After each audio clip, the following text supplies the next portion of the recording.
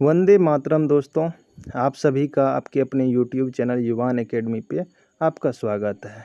आज हम डिस्कस करने वाले हैं क्लास 7th का जो 21 तारीख को हिंदी का अर्धवार्षिक यानी हाफ ईयरली एग्ज़ाम होने वाला है, उसका क्वेश्चन डिस्कस करने वाला है। ठीक है, इसमें आपको 50 नंबर का क्वेश्चन पूछा जाएगा। ठीक है, सबसे पहले इसमें अच्छे से भरिएगा, यहाँ छात्र का नाम तो अपना नाम अच्छे से भरिएगा, वर्ग क्रमांक भी बहुत अच्छे से भरिएगा। उसके बाद आपको विद्यालय का नाम भरना, अब जिस प्रखंड से है वहाँ प्रखंड का नाम भरना, उसके बाद संकुल का नाम भरना और लास्ट में जिला का नाम भरना है। पहला क्वेश्चन है, आपको कुल कितना क्वेश्चन पूछा गया है? इसमें 5 क्वेश्चन पूछा गया। ठीक है, तो पहला क्वेश्चन आपको खाली स्थान है, जो 5 क्वेश्चन है उसमें आपको 2-2 नंबर करके 10 नंबर है। तो पहला क्वेश्चन है कि युवक सभी डैश को काट कर ले गए। तो युवक किसको काट? सभी शाखाओं को, शाखा नहीं शाखाओं, क्योंकि सभी क्या हुआ, सभी हो गया बहुवचन, तो सभी शाखाओं को काट कर ले गए। तो यहाँ शाखाओं भरना है। उसके बाद है वीर कुंवर सिंह की मृत्यु 1858 ईस्वी में डैश में हुई। किस महीने में? तो 26 अप्रैल को हुई थी। तो यहाँ क्या भर देना है? 26 अप्रैल।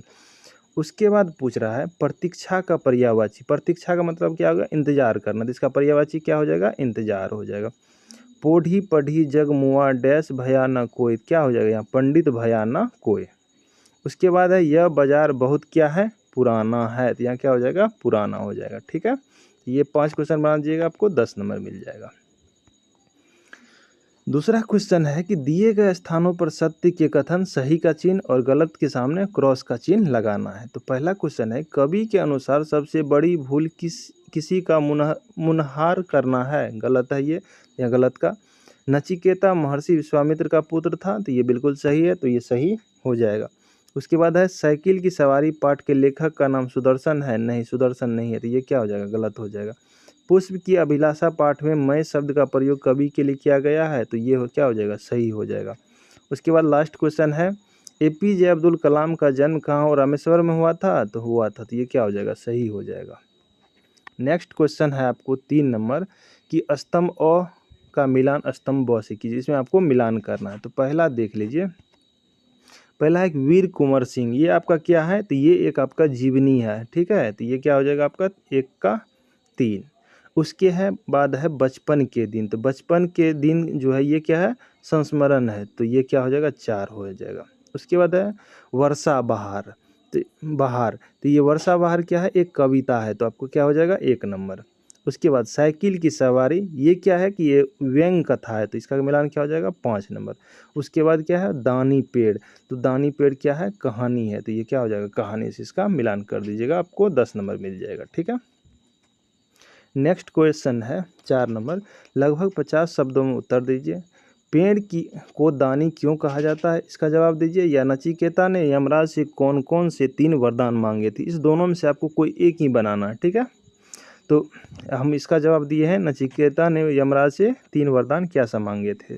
तो नचिकेता ने यमराज से 3 वरदान मांगे थे। पहले उन्होंने अपने पिता की खेती को फलदायी बनाने के लिए मांगा। तो पहला क्या था? अपने पिता की खेतों को फलदायी बनाने के लिए पहला वरदान मांगा। और उसके बाद दूसरा में क्या मांगा? दूसरे में उन्होंने ज्ञान का वरदान मांगा। दूसरा में क्या? ज्ञान का वरदान मांगा। और तीसरे में वे अमरत्व का वरदान मांगा था। ये तीनों वरदान जो मांगा था वो लिख दीजिएगा। या पेड़ को दानी क्यों कहा जाता है? इस दोनों में से कोई एक का जवाब दीजिएगा। ठीक है, नेक्स्ट क्वेश्चन पे चलते हैं। नेक्स्ट क्वेश्चन है कि वर्षा ऋतु में बाग बगीचों में आनंद क्यों छा जाता है? या फूल क्या नहीं चाहता, उसकी चाह आखिर क्या? इस दोनों में से आपको एक का जवाब देना है। ठीक है, तो हम ये पहले क्वेश्चन का जवाब दिए हैं। वर्षा ऋतु में बाग बगीचों में आनंद इसलिए छा जाता है क्योंकि बारिश में प्रकृति हरी भरी हो जाती है, पेड़ पौधे ताजगी से भर जाते हैं, फूल खिलते हैं और वातावरण में ठंडक व सुकून होता है। पक्षियों का मधुर संगीत और ताजगी भरी हवा वातावरण को क्या कर देते हैं? मनमोहक बना देती है। तो ये दोनों का जवाब हो गया। अगर आप दूसरा का भी देना चाहते हैं दूसरा का भी दे सकते हैं। ठीक है, अब लास्ट क्वेश्चन है, लगभग 100 शब्दों में उत्तर देना, क्योंकि ये आपको 10 नंबर का है। साइकिल की सवारी पाठ में लेखक के झूठ की पोल पत्नी के सामने कैसे खुल गई? ये क्वेश्चन का जवाब दीजिए। या APJ अब्दुल कलाम को शिक्षा ग्रहण करने में किन किन कठिनाइयों का सामना करना पड़ा? इसका जवाब दे सकते हैं। ठीक है, दोनों में से कोई एक। तो ये दूसरे का जवाब है। एपीजे अब्दुल कलाम को शिक्षा प्राप्त करने में कई कठिनाइयों का सामना करना पड़ा। ये हेडिंग हो गया।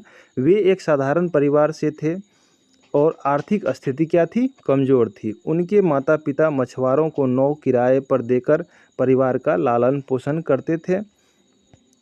आगे है, स्कूल के दिनों में कलाम को पढ़ाई के साथ साथ अखबार बेचने का काम भी करना पड़ता था ताकि वे अपनी पढ़ाई जारी रख सके। ठीक है।